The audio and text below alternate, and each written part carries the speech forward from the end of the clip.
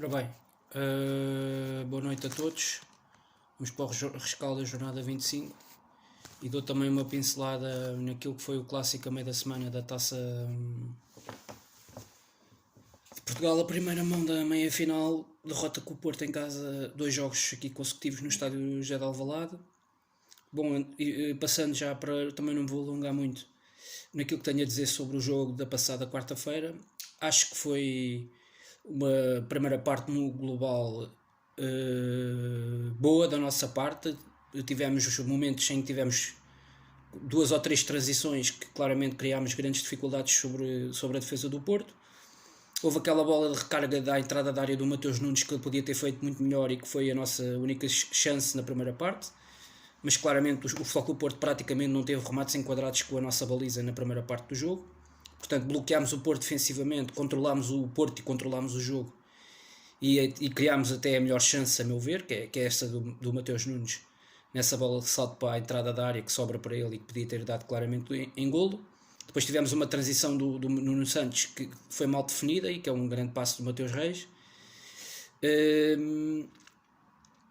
Entras no início da segunda parte, não entras logo com uma má postura, entras bem, entras a ganhar várias bolas paradas, ganhas um livre lateral, tu até tens sido forte nos lances de bola parada com o Ruben Amorim, porque o Futebol Clube Porto é através de um lance de bola parada que é a partir de uma bola parada que ganhas aquela bola e faz aquele lance de laboratório que acaba nos pés do Sarabia com aquele golo fantástico. E hoje, por exemplo, com o Arouca em casa, o primeiro gol do Slimani de cabeça é um pontapé de canto ganho pelo Pedro Porro na direita e é uma bola que leva muito bem batida, que vai com olhos e é uma grande cabeçada do Slimani.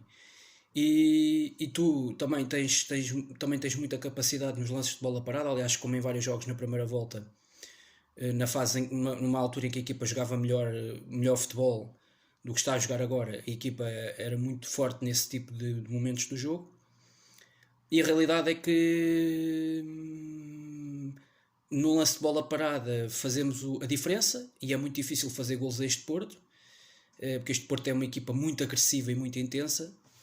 O resultado disso é a segunda parte que o Porto fez a partir do momento em que o Sérgio Conceição mexe na equipa, que para mim nesse jogo da taça é o momento decisivo do jogo. É quando o treinador do Porto mexe e a equipa transfigura-se completamente. Bastou entradas de PP e de Otávio e a pressão alta do Futebol Clube Porto passou a ser diferente, porque o Otávio, percebes claramente que o Porto este ano é uma equipa com Otávio e sem Otávio. Embora na fase criativa, e o Porto até esteve mais próximo do terceiro gol, porque depois a defesa do Sporting bloqueou as ideias e bloqueou completamente no jogo. E isso para mim é que é inexplicável neste jogo. Para mim é um mistério. O mistério é como é que esta equipa, que faz um jogo muito parecido com este, que lhe custa 3 pontos no campeonato, uma segunda parte destas em que a justificação do treinador no final do jogo é que a partir do momento do penalti. Isto foi uma frase que eu já ouvi a seguir ao jogo com o Braga, que nos custou 3 pontos e que não se percebe. Já aí eu não percebi porque é que a equipa não consegue reagir. É uma situação de penalti em que o adversário empata o jogo, ok? E depois disso ainda há jogo, que eu saiba. Isso para mim continua a ser um mistério nesta equipa de Sporting. Acho que é a primeira vez que eu digo que é um mistério aquilo que o Amorim diz e que não consegue resolver e solucionar. Para mim é um mistério. E agora a seguir ao jogo com o Porto, passado um mês e tal ter acontecido o que aconteceu com o Braga, ainda mais mistério é, a meu ver. Como é que uma equipa, e pior no jogo com o Braga, o segundo gol deles só surge, e é um erro do Inácio individual, só surge aos 92 minutos. Neste jogo com o Porto, o segundo gol surge 4, 5 minutos depois do primeiro e do gol do empate.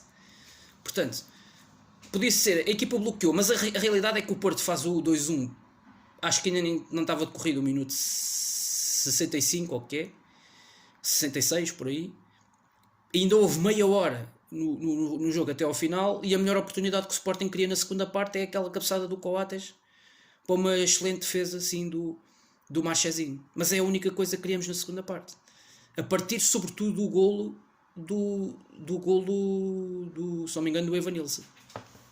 Portanto, para mim é um mistério, ok? E é o primeiro mistério que o Amorim não consegue solucionar, porque já são 2 jogos em que isto acontece.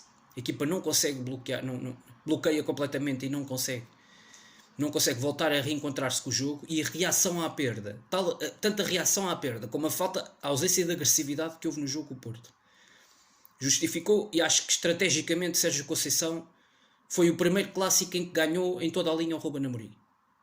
Claramente, venceu o Ruben Amorim na tática e na estratégia montada para o jogo. Porque a realidade é que nesta altura o que se nota é que o Futebol Clube Porto tem muito mais soluções no plantel e à medida daquilo que o treinador quis no início da época, e o Ruben Amorim não. Tem um plantel muito curto e nós chegamos a esta fase decisiva da época, fevereiro, março, e está-se a notar. É o que eu costumo dizer sempre, nestas fases da época é que se começa a sentir. Um plantel com 17, 18 jogadores é muito curto para uma equipa que tem poucas soluções. E isso tudo ao nível do meio campo. Repare-se que vamos agora jogar a casa do City para a Champions sem Mateus Nunes, Palhinha e Daniel Bragança. Porque também tivemos o azar do Bragança se lesionar neste jogo com o Porto. Este jogo com o Porto acabou quase tudo por ser mau. E quase tudo tem sido, nos jogos com o Porto, tem deixado marcas sempre ao nosso lado. Foi a seguir ao Clássico do Dragão. Os castigos geridos foram sempre geridos de forma a nos castigar mais do que ao Porto e a penalizar. Porque tivemos Palhinha que falhou 3 jogos e que há mais de 2 semanas que não joga.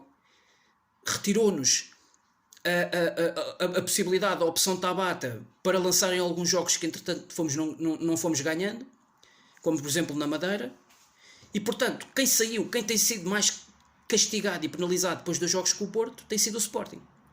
E agora neste jogo com o Arouca não tínhamos Daniel Bragança. E com o Futebol Clube Porto volta-se a lesionar Daniel Bragança de uma forma grave. Portanto, os jogos com o Porto têm sido isto. E depois, eu acho que o grande momento decisivo deste jogo com o Porto, e não me vou alongar muito mais em relação a este jogo, é aquele momento do penalti absolutamente patético do Pedro Porro. Um jogador de seleção espanhola, um jogador do nível do Pedro Porro, não pode fazer uma falta daquelas sobre o Evanilson quando o homem está a fugir para fora da área. Não pode ir à bola daquela maneira quando o homem está a fugir para fora da área. E o Pedro Porro, de vez em quando, já com o Famalicão em Alvalade para o campeonato nesta segunda volta, teve uma entrada que ia colocando o Famalicão em jogo, ia metendo o Famalicão em jogo, com um penalti absolutamente escusado. Junto à linha de fundo, quando dali o jogador do Famalicão já não vai fazer golo, ok? Já não vai criar perigo. E deu um penalti ao Famalicão que nos podia ter custado muito caro naquele jogo, da maneira como estava o jogo. E nós, sistematicamente, o Porro tem tido estes bloqueios. Okay? Hoje com o Arouca, nós a ganhamos 2-0, tem outra vez uma paragem cerebral, em que oferece uma bola ao adversário, para o adversário meter um contra-ataque. E eu continuo espantado por não perceber, por não se ver, por exemplo, o Seba Coates, dar um aviso ao Porro.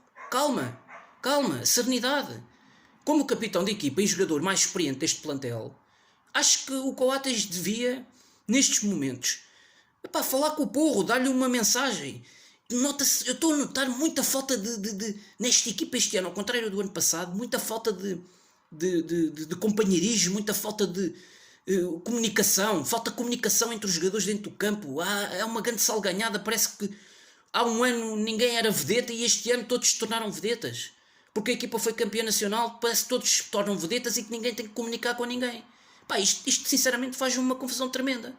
Okay? Um jogador com a experiência do Coates foi o melhor jogador da época passada da equipa. Foi um jogador absolutamente fundamental e essencial, não só defensivamente, como com a assistência que demonstrou, como ofensivamente com os golos decisivos.